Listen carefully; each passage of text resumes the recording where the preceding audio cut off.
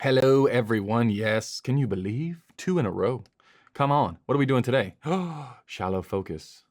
People doing fencing, moving lighting, flare, combat.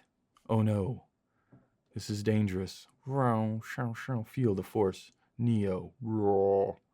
I will pole vault. You will not stop me. I'm angry. There's ropes. Ta-da. We're not going to watch this whole thing, right? You get the idea. Really, all we're looking at, and this is a solution to probably lots of problems that you will encounter if you decide to become a cinematographer with your life. And that's, you're going to shoot inside a stadium. You're going to do one of these sport ads. You're going to try and make it interesting, right? This is one of those ads where, it's eventually coming. I know it is. We're moving. Oh, there it is. Bam. You're sitting around.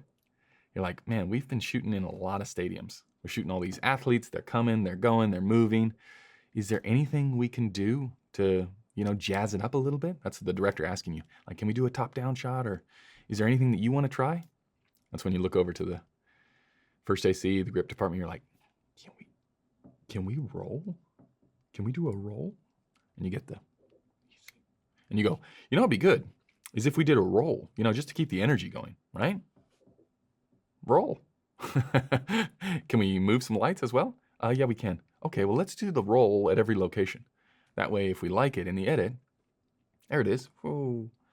And then metaphorically speaking, right? You go back into the agency tent, the client tent, the director, and you start talking about, we're rolling the camera so that people feel the things changing.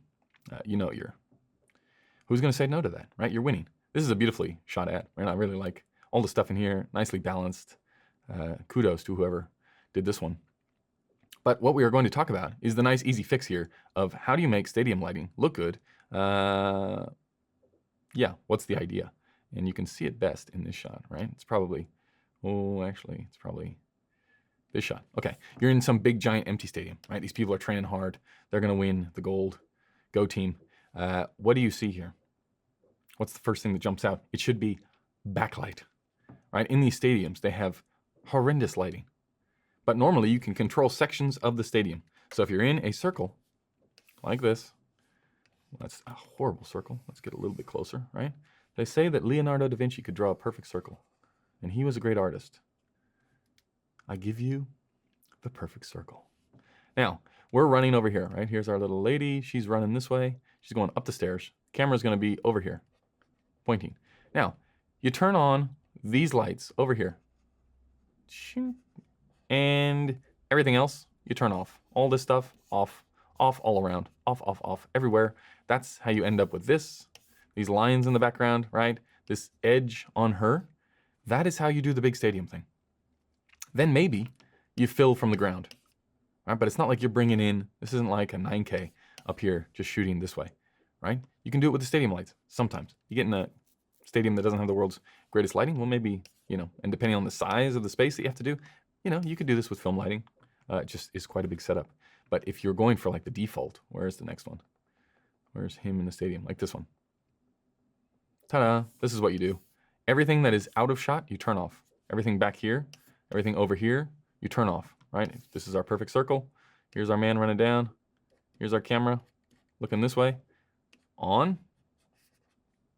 Off. Everywhere off around, right? That could be some sort of drawing, right? Let's see. Off.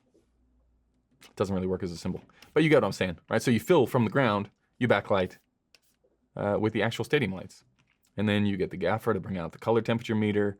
They, feel proud to carry that thing around that they never ever use, except on these jobs or in supermarkets, and they get to charge for it for bringing the thing out, which is good. They can finally pay it off, and then you match your bounce to whatever that color is, if you want. If not, you ignore that and you let the colorist deal with it, and you go vacation in Prague.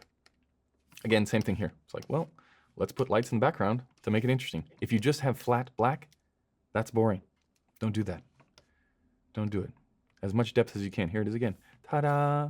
Beautiful. And this little bounce fill here, this is you, right? Maybe you're adding like a little sky panel into an 8x8 or something just to give it a little bit of directionless fill. But the rest of the stuff, you're just balancing to what's there.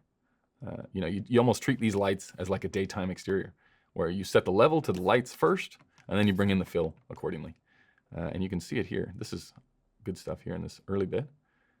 We've got this little fencing, little montage sequence. I like that little sequence. How do you do this? Yeah, backlight it. Backlight it and make sure you're there at the right time of the day, so you can get those that nice edge on people. And that is how you do a sporting commercial, right? Plus the roll, always. When in doubt, roll or moving lights. Not a whole lot of colored lights in this. I do like these though, right? Go time, tighten tubes. What can we do here? Tighten tubes, yes. Okay, anyway, nice looking stuff. This is the DP after the shoot. Just, I can't do another montage. This isn't the narrative world I was promised I was going to change lives. But you're getting paid pretty good, which is not bad. Okay, that's going to do it. Many thanks. We will see you in the next one.